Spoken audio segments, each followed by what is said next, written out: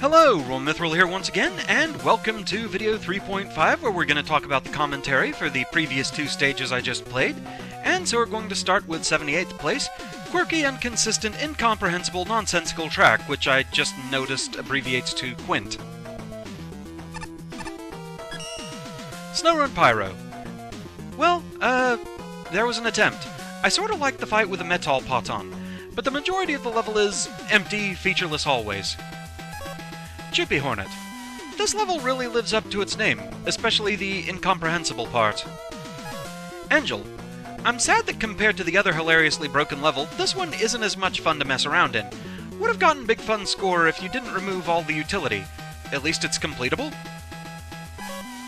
Gariri. While I really appreciate the amount of effort the author put into the graphics of this level, because I'm going to be honest here, it looks absolutely hideous. All I'm seeing is random tiles or sets of tiles placed at random sections.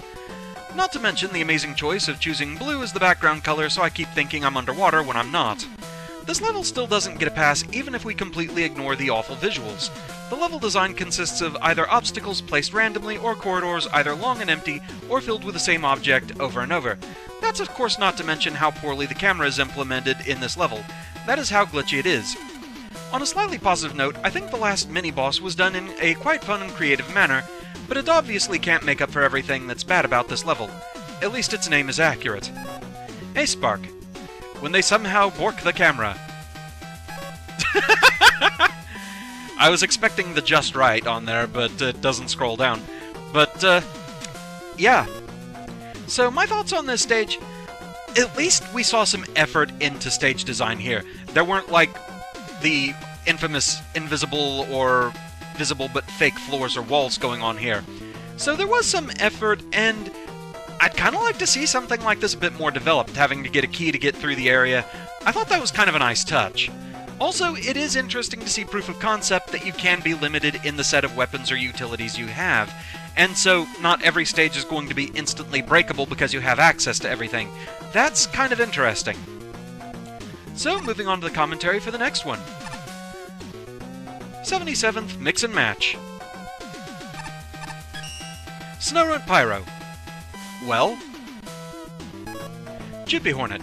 Us judges each got the levels in a random order, and this was the very first level I judged, starting things off with a bang, huh? Angel. Well, that level was over before it started. Orders finished.